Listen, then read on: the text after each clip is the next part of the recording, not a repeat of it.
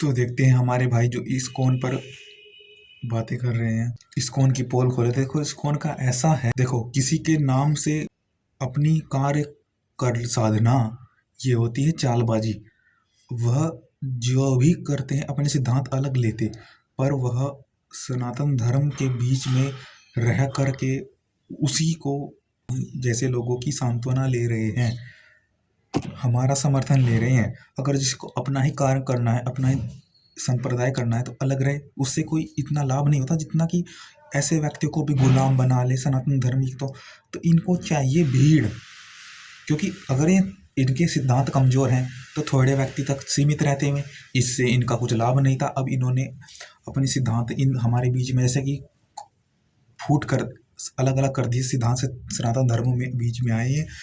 हमारा सामर्थ्य, हमारा दान धन इत्यादि लेकर के हम ही को गुलाम या हम ही को भीख कर रहे हैं कि हम खुद अध्ययन न करें, अपने आप को न जाने, बस इनकी बातों को, मनगढ़ंत बातों को, माइथोलॉजी को, इनकी कहानी को सुनते रहे, ये कहानी बनाते रहे, उसी में हमारा मस्तिष्क रहे।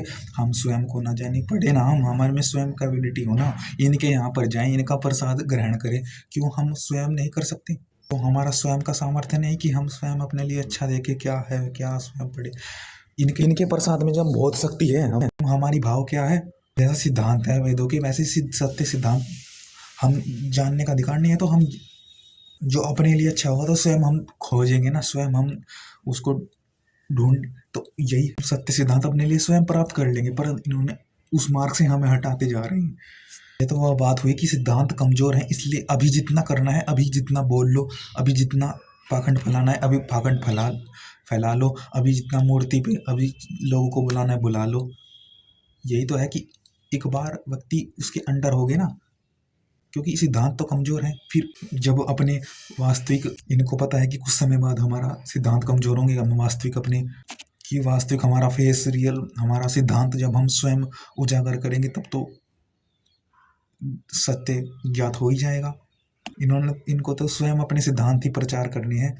तो वही कहानी, वही चेले की, इनके कोई चेलो अंडर अलग करना है इनको। तो अभी इन पर इतनी शक्ति सामर्थ्य नहीं, इसलिए हमारे सिद्धांत के जरिए काम कर रहे हैं। ये तो चाहते हैं कि अपना सिद्धांत इनके लोगों तक करें, तो उसके लिए हमारे सिद्धांत मर बीच में आए हुए, हमारे सिद्धांत में गड़बड़ी कर रहे हैं। तो यही है इनका, और इनके इतने भक्त हो गए हैं, और भक्त में कोई क्राइटेरिया भी नहीं है भक्त में, बस भीड़ जो भी है बस आ रहे हैं, सब आ रहे हैं। श्री कृष्ण जैसे जितनी बुद्धि थी ना, अगर वास्तव में श्री कृष्ण जैसे होते तो इनको किसी कुछ बातों से इनके आचरण में दिखता, इनको इन बातों से हंसी मजाक करने से यूट्यूब पर।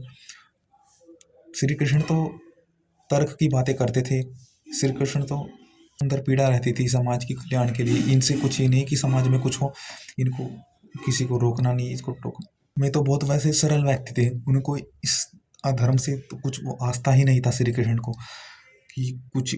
श्री कृष्ण तो अपने लगते थे, ग्वालों में रहे, सरल तरीके से रहे, इतने बड़े राजा होते हुए भी।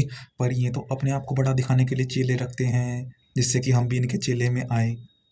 श्री कृष्ण तो साधारण बातें करते थे, कि जैसे कि उनकी बातों में तर्क था कि उन्होंने तो ये दुर्योधन की बातों अन्न भी ग्रहण नहीं किया था घर जाकर। क्या इनके भक्तों में ऐसी तर्क हैं कि हम तो कि निरंतर बातें करते रहे कि क्या धर्म है अधर्म, क्या बात है, तर्क क्या सही क्या गलत, ये बताते हैं हमें नहीं।